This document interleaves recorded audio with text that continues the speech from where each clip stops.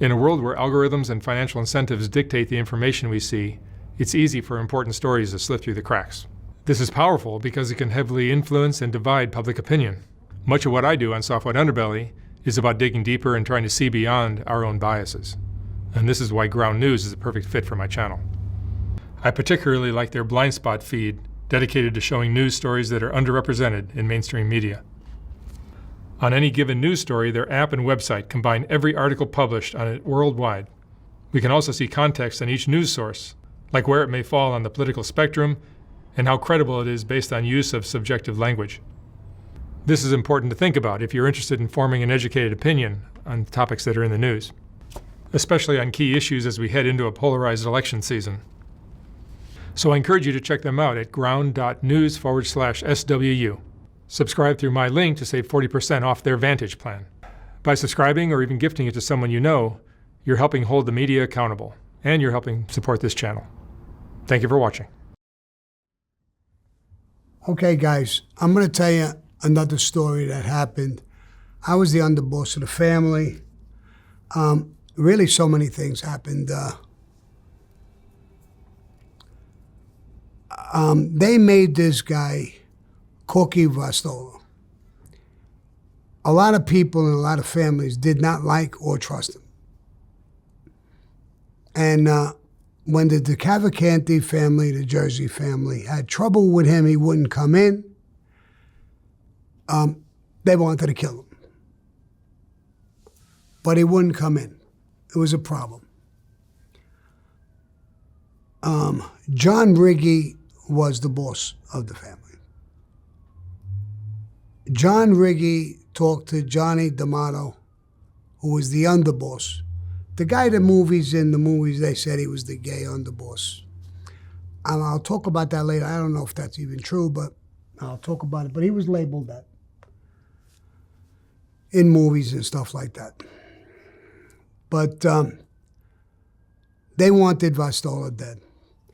So John Riggi, the boss, sent Johnny D'Amato, the underboss, to me. I was the underboss, and said, Sammy, we can use your help.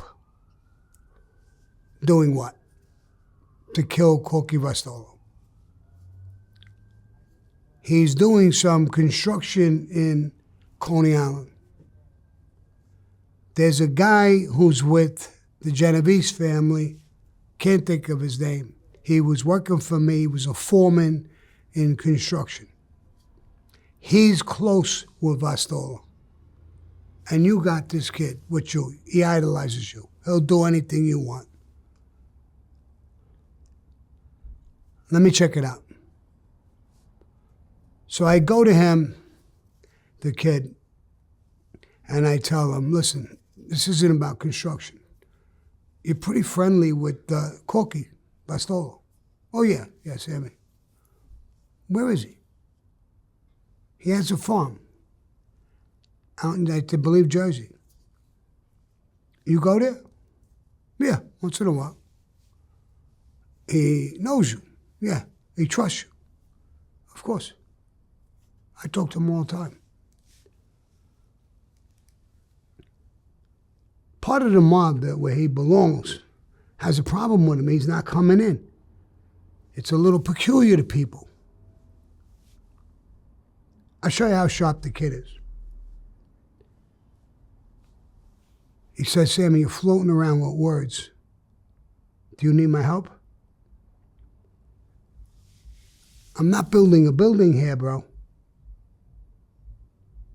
This is about the mob. I got you loud and clear. Sammy, you did me so many fucking favors. I have a job. You changed my life around. You need this guy, I'll go kill him myself, if that's what you're talking about. That's exactly what I'm talking about, but I don't want you to kill him. All I want you to do is set him up for me. Or bring a message to him. I can't reach him. He's not coming in. Again, Sammy, whatever you need me to do, I'll do. Good.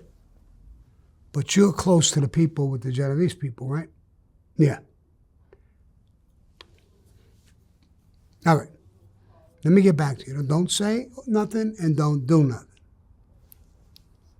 I make an appointment with Benny Eggs, the underboss of the Genovese family.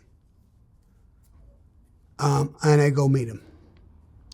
I said, listen, the Cavalcanti family's having trouble with this corky. He's not coming in. They're asking me for help. I got a guy, at that time I knew his name, so right now I don't have his name in my head. Maybe I'll get it later, but I said, he's working for me, but he's with you people. He knows him. If he helps me, I can get it done. I need your guy's permission to use your guy. I'm not going to use your guy without your knowledge. Sammy, I have a total respect for that. I got to go back to Chin. Chin Giganti was the boss of the Genovese family. A couple of days later, I got a message that Benny wanted to talk to me. I went down, and he said, Sammy, I got to give you a message just like I got it. Tell Sammy if it's for him and the Gambino family, we'll allow it. We were against this corky rock stoller to get made. And they did it anyway. So Chin says, fuck them and their problem. He's not going to allow the kid to help you. Not you, but to get him. That's their problem. Let them take care of their own fucking problem. But don't confuse this, Sammy. If this was for you, or the Gambino family, we'll do it. But we're not going to do it for the Cavalcanti family. And fuck them with their problem. Okay. I got back. Of course, I reported to John Gotti right away.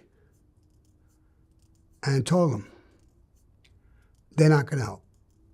When I got back to the kid, I said, listen, I can't get permission to use you. And if you do something with me, it'll be behind their back. And if they find out, they'll kill you. So I don't need you to do anything. Don't bring me to the farm. Don't do any of those things that we talked about. But just give him a message. And I'm going to tell you the whole message, but I'm going to give you what to say and what not to say. Tell him that there's a problem. He had a case. There's a problem he has with his case that I could help with. He's not going to be too concerned with me. He's not worried about me. He's worried about his own people. So tell him to meet me up in Jerry Shargel's office. It's a law office.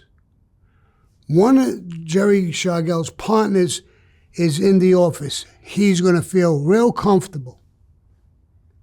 He's going to come and meet me at that office. While we're in a conference room talking, some of my guys are going to come in that office with ski masks. Yell to everybody, get on the fucking floor. I'm going to get on the floor, so will he. The guy's going to go up right behind him, put a shotgun to his head, blow his fucking head off. I'm not even going to run. I'm going to say I'm a victim. I was there. Some guys came in with ski masks screaming, get down. I got down. We all got down. Women, everybody who was in the office got down. I heard some shots. And then they left. I'm alive. It wasn't for me. And I don't know what the fuck happened. And I guess that's exactly what everybody else will say. Make believe I didn't even tell you that part. Just if you're ever asked, and I'm doing this to protect you, all he told me to tell Corky was he wanted to talk to him at the law office because he could help him with his case. That's all I know. I didn't know nothing about anybody getting killed or doing anything. They'll ask you, did Sammy ever ask you for help to kill him? No, he never mentioned anything like that to me about killing him. You're safe and I'm safe. I got what I want and you're safe. My part of my problem, I want to make sure you're safe. That's why you're saying this. They're not going to do nothing to me no matter what the fuck I do. Especially with this problem. He's no good, this piece of shit. Sammy, I got it. I got it. I got it, and I'll do it. He goes and runs out. And he goes to him, Corky, and tells him the message. He comes back. How'd it go? Sammy, he was excited when I told him that you had news to help him with his case. And meeting him in the law office, he loved it altogether. Did you schedule a day and a time? Yes. But there is a problem. What problem? His daughter is a lawyer. He's coming with her. Oh, my God.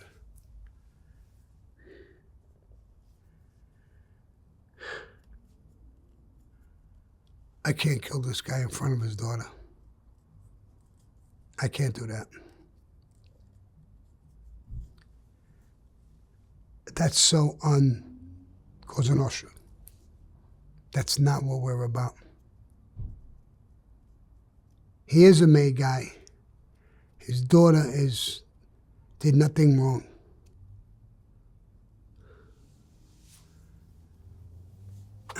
I went back and I talked. And I talked to Tato, who I loved and respected beyond anybody and anything. Tato, I don't think I could do this. No, you're right. You're right. You did what you were supposed to do. You sat with many eggs. They gave you a fucking answer. It's done. Don't do that. You're right. So I called the kid and I tell him, go back on the farm and tell him that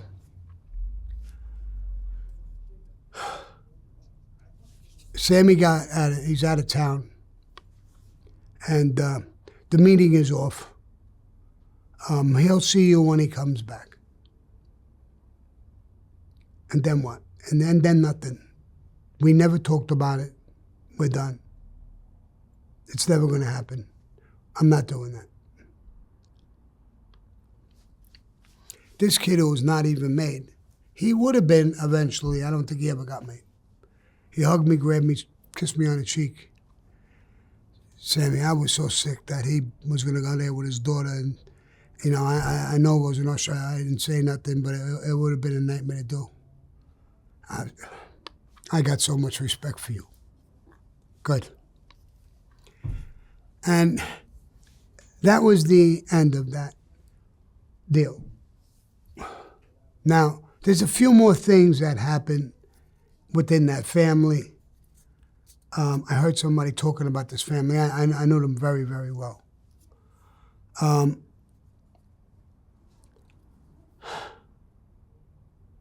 There was a guy, Jimmy Rotunda. When I had a case years ago on a double murder, there's a guy who could have helped us and didn't help us. He was part of the case. Louis Melito was arrested. Ali Boy, my Gumbada, was arrested. I was arrested. And this guy, Larry Martiri, was arrested. And he bullshitted us all through. He could have helped us with information. I beat the case. We beat it.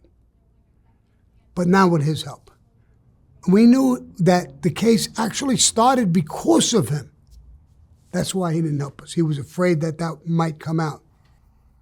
But when it did come out and the case was over, I sat down with Tato, my Gumbana, Ali Boy, sat down with his captain and the Genovese family, and Louis Melito sat down with Johnny Rizzo and Tato. We wanted to kill this Larry Martiri, that he could have helped us and didn't. So who came down was Jimmy Rotunda. And he represented this guy. And Alley Boy's captain and the Genovese family sent the word to Toto. Whatever Toto's decision is with this thing, I'll abide by it.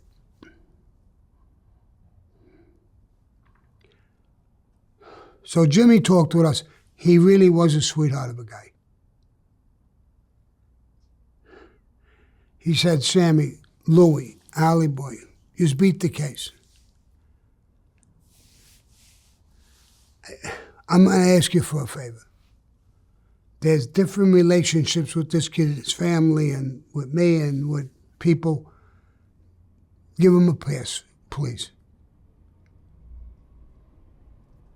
I looked at Louis Molito, my Gumbad Alley Boy.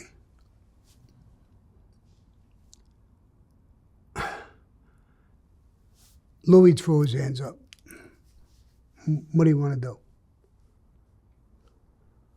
My Gumbad Alley Boy, it's always your call, Sammy. But I'm asking you. Yeah, fuck this guy. We beat the case. It's over. Whatever you want to do. We said to Jimmy Rotunda, you saved him. It's over. We won't walk around with a heart out for him, and we won't do anything. It's done. I had a real strong relationship after that with Jimmy Rotunda, who was the underboss under John Riggy, and he got killed. We went to the funeral, me, John Gotti, a whole bunch of people went from different families. And they came over, Riggy came over to John Gotti and said, John, do you think my life is in jeopardy? He was a good guy, greaseball from the other side. He was a little shaky with things. And John played the cards right. John said, listen, I don't know if they'd come after you, but I will tell you this. If you're friends with me and our family, nobody's going to come after you. He turned, Sammy, what do you think? John, if he's close with you,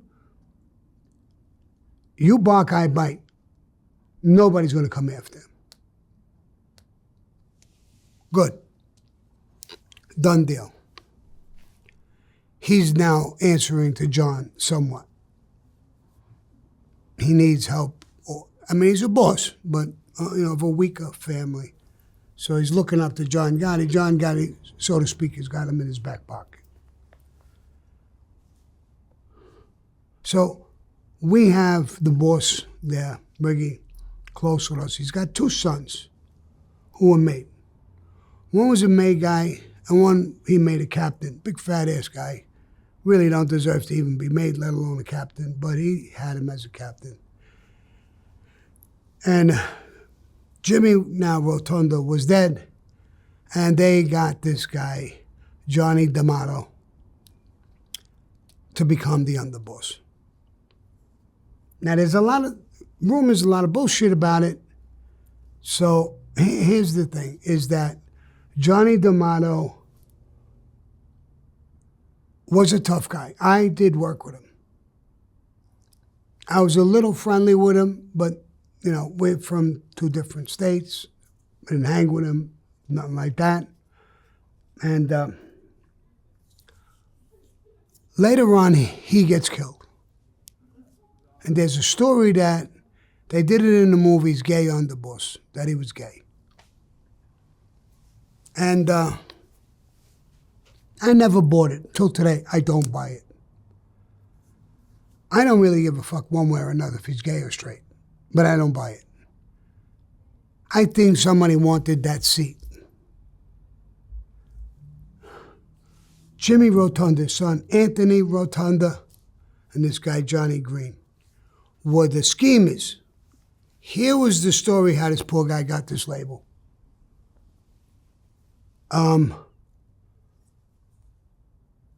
He had a girlfriend, They went down New York to a swingers club. She went in a room with 3 guys. He walked away and walked down the hall.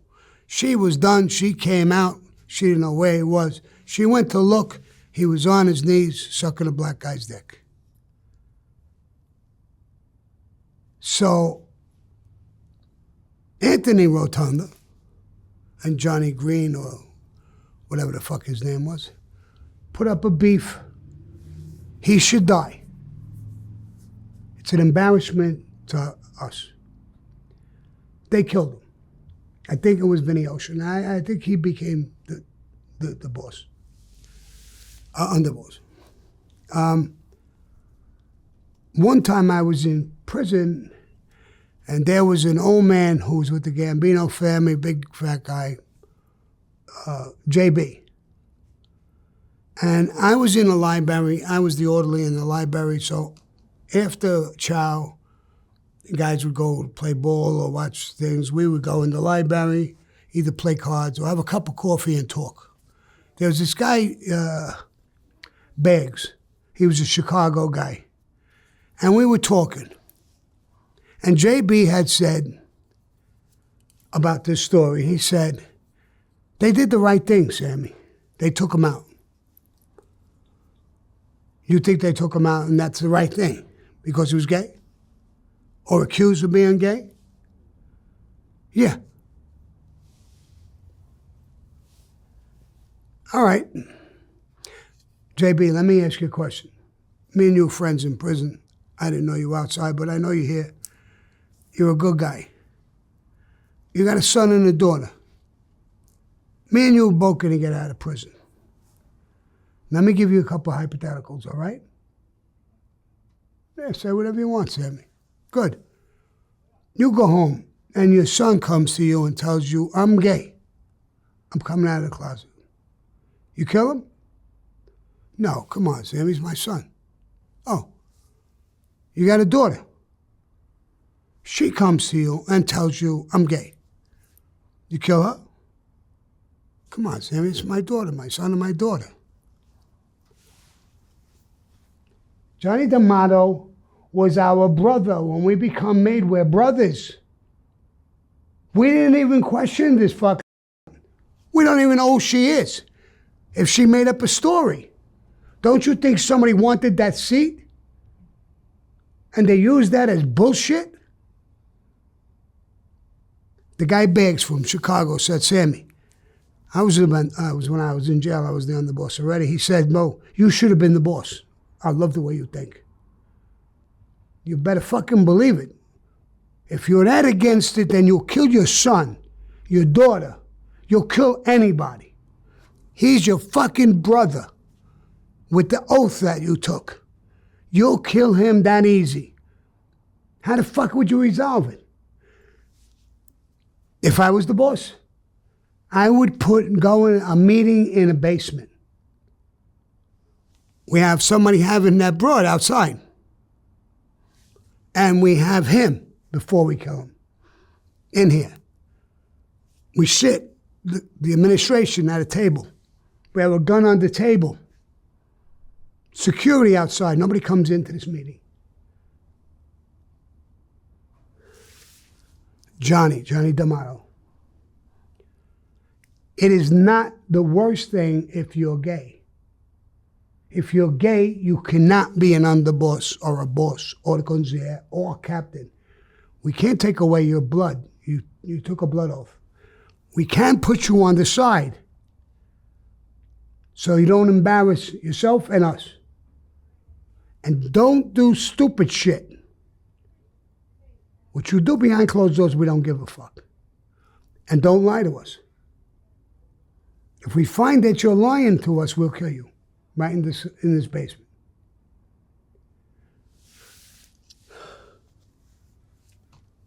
And here's what we're going to do. If you say it's a lie, you're our brother. We're going to take your word. But we're going to call her in here. And we're going to make her say her story again in front of us. if we believe her, we'll kill you. And then we're going to kill her anyway. Because she's on such a fucking level that she's not supposed to be in. If we find that she's lying, she just wanted to get mad at you and whatever she said or did, you get the gun off the table. You kill her in front of us. We leave, you get rid of the body. It's your fucking problem. The guy begs again. JB, that's fucking Cosa Nostra. And this poor bitch, if you're lying and making this even happen, this meeting, is going to die anyway because she's way the fuck where she don't belong. She's never going to leave with these secrets. She's dead either way. So that's what you tell him. Give him the opportunity. If it's true, we're not going to hurt you. We're going to demote you down to a friend of ours. Go do your business nice and quiet. Your sex life, keep it behind fucking closed doors, and you'll be okay. But no, they didn't want to do that. They were just quick to take his life. They wouldn't kill their son or their daughter, but their brother, why not? I could sit in his chair. I could be the underboss. And that's what I think it was. So this family was a fucking numbnuts family. They did the Sopranos about them. And I know them all. I did work with them. I did another story. It's a whole nother story. I did work with them. But I knew the whole crew. From Corky Vastola to the boss, John Riggi, to the underboss, Johnny D'Amato, to Jimmy Rotunda, Anthony Rotunda, and Vinny Ocean. Years later, I ratted on the whole fucking family. I would have loved to talk to them. I would have loved to bunk into them and tell them, bro, you did whatever you had to do. Was Johnny ever gay? I mean, he didn't show any sign of that to me. Maybe I wasn't that good looking. Maybe he didn't like my body. I don't know. But he never showed any fucking sign of that whatsoever. I was going to do work with him. I did fucking work with him. There was no sign of this fucking guy being anything but a tough guy. So I just can't buy your fucking story. But if it's true, I had a nephew or something who was gay. I couldn't believe it when I found out. Nothing happened to him, but I mean, sometimes you know, sometimes they hide it. I don't know about that life. I mean, I do know about that life a little bit. I have family members and other friends and things who became gay or are gay. So most of them, it's very noticeable. You know, when your son comes out in a gown, I mean, you'd have to start questioning, bro. What the fuck you wearing? Nylons, high heels, and a gown? Where you going? To a fucking, where you going, bro? But, let's not get stuck. I don't want to get stuck on that. But that was another story about the Cavalcanti family, how the Sopranos used them as the whole thing. You had so many associates that were interesting. Yeah, without a doubt. John Gotti. John Gotti was... The Colombos. The Colombos. Listen, I was involved in the Colombos. I was involved with my first murder when I was with the Colombos. I joined the war, the second phase of the war with Colombo and Carmine Persico against the Gallows. And I was involved in all of that shit in that family. Then I came over to the Gambino family, and it was a different kind of a circus. What was John Gotti like in person? Listen, I got to be honest. I loved the guy in the beginning, but he lost his mind, I think, with the publicity. The Teflon Don, the Dapper Don. I would go meet him up in Queens, and I'd ask his brother, Peter, Where's your brother? He's in the back of the club, in the barber chair, getting his hair cut. Getting a haircut. I was here yesterday, he was getting a haircut. Sammy, he gets a haircut every day. How the fuck do you get a haircut every day? I go in the back, and I told John, I said, John, you get a haircut every day, bro? Yeah, Sammy, well, they clip the eyebrows, they clip the hairs in your nose, and then he does a little bit of this and a little bit of that. And I wanted to break balls. I was always a ball breaker. I said, John, I'm going to kill this motherfucker, the barber. The barber what? He started, John knew I was. I said, bro, he's robbing you. You can't cut your hair every fucking day. How much you charging for a fucking haircut? The guy said, I'll leave. I said, stay there. Cut his hair. Don't matter. But John made a circus out of it. I loved him.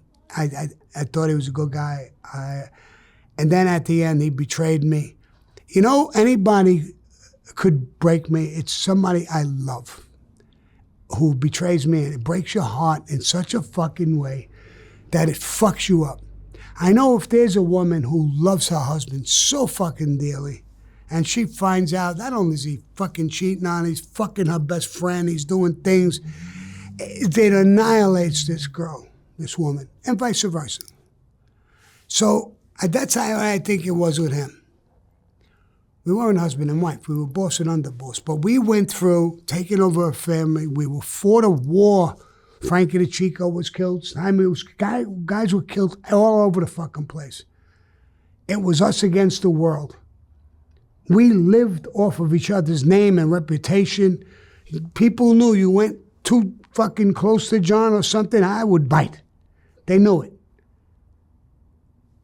And to be betrayed by someone like that, anybody out there, if you've ever been betrayed, you know how the feeling. And there's only, I don't know, it just killed me. And it made me do something I always hated, is cooperate with the government. But when he told me, you're going to take the weight, you're going to go to prison, I says, I'm not even on the tapes. It's you on the tapes. I'm pinched because of you talking on the tapes. He said, I'm the boss. The boss is the boss. The boss must go free. So you want me to take the weight? You want me to do life without parole? And he said yes. I left. So let me explain something about the boss is the boss is the boss.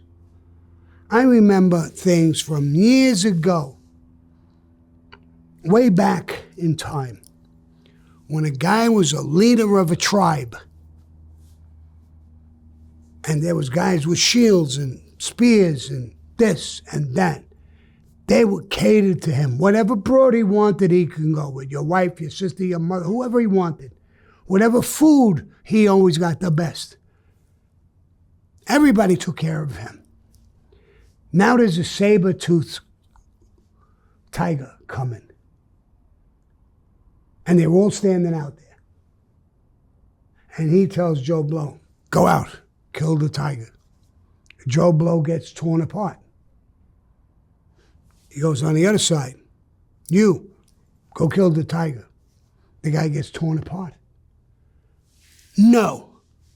You're the fucking boss. You're the man. You put your chest out. You protect your people and you fight the fucking tiger. You don't kill all these people to save you. You're the leader. Everybody's catering to you. You're the problem. You went into the wrong area where these fucking tigers are there. That's what I thought about when he told me to take the weight. You're the man. You're on tape. I killed for you. I rigged trials. I threatened people for you. I did everything for you. You want me to take the fucking weight? And I can't even talk in court? I can't even try and defend myself? Nope. I didn't say it to him. I felt like it, but I didn't. But when I walked away, I said, fuck the mafia. Fuck John Gotti. I'm going to the other side. I quit. Could be wrong, and you're labeled as a rat. I got that motherfucking label. I don't like it, but I got it.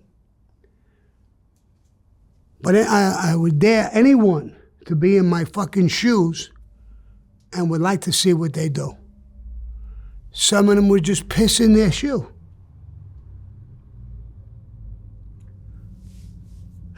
I never pissed in my shoe. Walking away from the life was disgusting to me. But I did it. I knew I would be killed. I knew I was breaking the rules.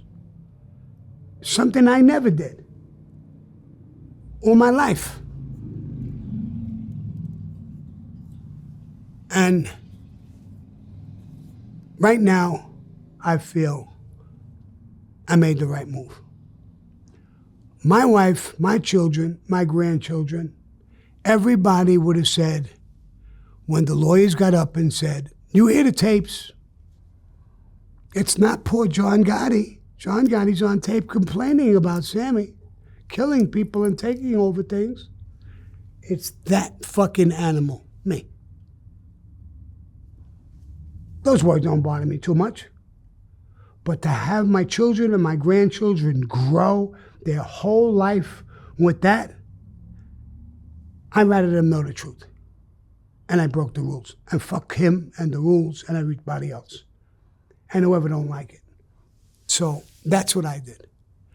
Now, when it comes your turn, motherfucker, you do what you do. Let's see what you do. There was guys flipping like fucking pancakes all over the place. The mafia was on a downpour. Why? Because John Gotti was the Teflon Don.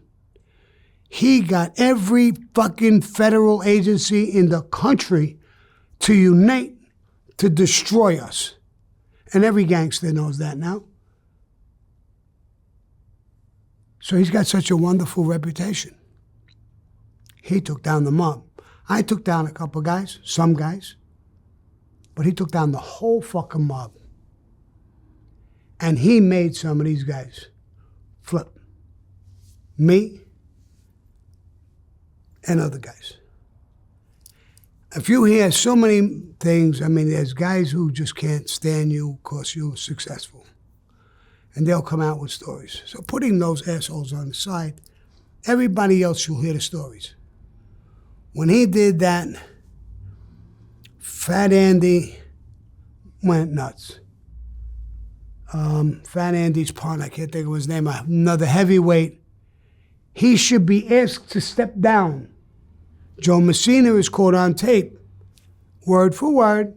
This fucking moron is killing the whole mob, breaking every fucking thing we're not supposed to do. This is a brotherhood in a secret society. So all you guys who are waving fucking flags, I would assume that's the same motherfuckers who are raising their flags for Kamala Harris. A bunch of dumb motherfuckers who don't know what planet they're on. So listen, I'm good with that. I don't want to, get political right now. And I want to give you one little thing more after this before I leave. And yesterday I became officially a born-again Christian. So I made another change in my life. Now I'll hear people, hey, fucking liar, he's this, he's that. I really wanted to do this for a long time. And I wondered about everything. It took me a while to do this. I always believed in God.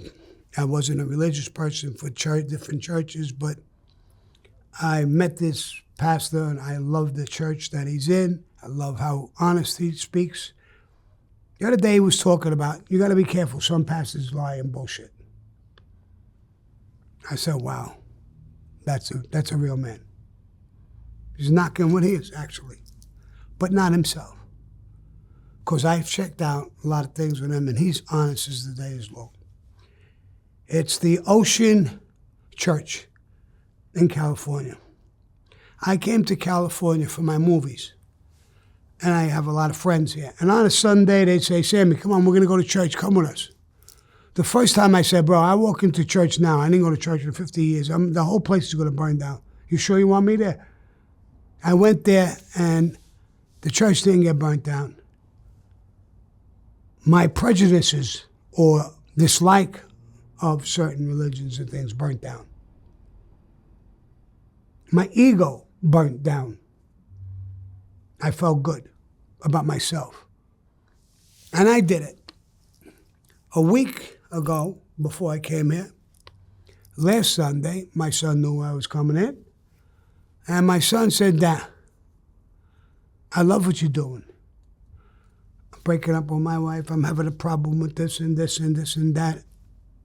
I think I would love to become a born-again Christian. I may have affected him with what I did. And if that's all I did, I'm happy as a pig in shit. But I think I affected myself too. So I used to say, adios. I'm not going to say that no more. I'm going to say, peace and love. Thank you, Sammy. Always interesting.